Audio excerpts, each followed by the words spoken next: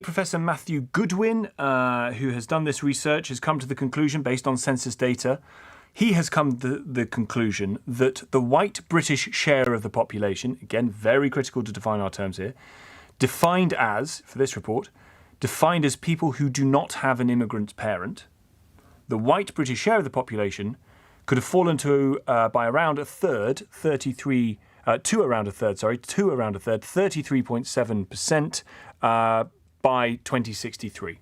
He says that's going to raise great concern. My question to you is, what concern? And why concern? Lenny's in Ashford. Lenny!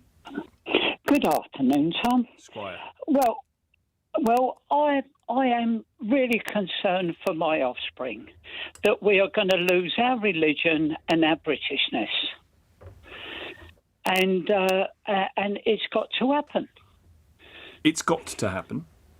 Yes, well, if may I think Sir Winston Churchill can explain it better than me. And he's I think were wise words. When Muslims are in the minority, they are very concerned with minority rights. When they are in the majority, there are no minority rights. Was the wise words of Winston Churchill. I will check the wise words of Winston Churchill on that particular point, Lenny. Yeah, please do. But there is absolutely no suggestion, even if that were true, that there is going to be a majority Muslim country anytime soon here. Well, I mean, the way the country is going, the Muslims already have priority over the indigenous people of our country. What do you mean by that? Well, it's two-tier law, isn't it? What does that mean? There's double standards with our law then? and order at the moment in favour of the Muslim community. Right. Tell me in what way, sir? Well, if you watch, it's every day. There are when you have a Muslim parade, they're allowed to get away with no arrest, nothing, and talk about their religion and the infidel, what they want to do with the infidels. Which parade is this, And then Lenny? when it comes to an English parade by patriots of this country, they're treated totally different. Lenny, what parade is this that you've seen where chants about the infidels have been let out? Well, when you see it, on a Saturday, nearly every week in London and the cities. When you see, we are only the basic religion of an infidel is that when when possible, and they preach to kill infidels. Lenny, you're right. There are people who use an extremist version of Islam, we normally call it Islamists, who preach some horrendous things about jihad and infidels and all that kind of stuff. Normally they're picked up by the police. Too often they're able to find a loophole or two that keeps them out of the prison cell for a long time. But the police are putting people like that behind bars. Not often enough, Tom. When you look at the. But what about any of this, Lenny?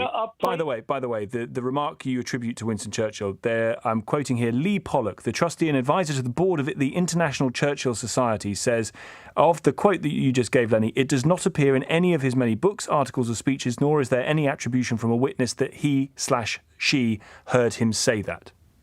Well, I personally read something by Winston Churchill, and I thought right. I'll save that for one day because that will come in handy. And it's something that the trustee and advisor of the board of the International Churchill Society has not read?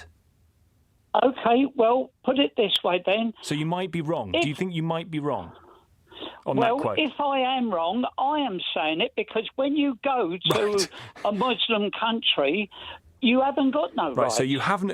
Just to be clear, you are now not ascribing that quote to Churchill. You're telling me that you are saying it as something that you believe to be true.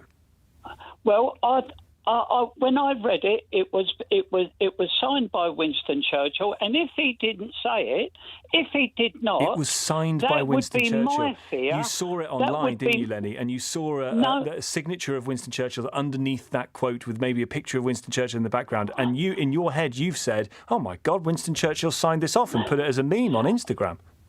Well, all right. If we that. agree to disagree on that, but I will say, you go to a Muslim country. When does infidels have the same rights as a Muslim? What do you mean by infidel? Non-Muslims have the same rights. Well, there are 27 Muslim countries in the world that nobody else but a Muslim can buy property or land in them countries. Give me one of them. Well, a lot of them are in Africa, and give me one. Hold on, which one was it? Well, it was the same one that was underneath the Winston Churchill post, probably. No, it wasn't. Let me. No, I'll tell you something. Okay. I cannot think of the country itself, but no. But when you hold on, where does everybody go for holidays? Muslim countries. Dear. I'm sorry, Tom. Don't you worry, Lenny. It's very hard. I understand. If you come on national radio and you ascribe quotes to a former prime minister that turns out not to be true, and then you can't think of a single country in Africa to back up your point that there are 27 countries in which I can understand that that's a very difficult thing.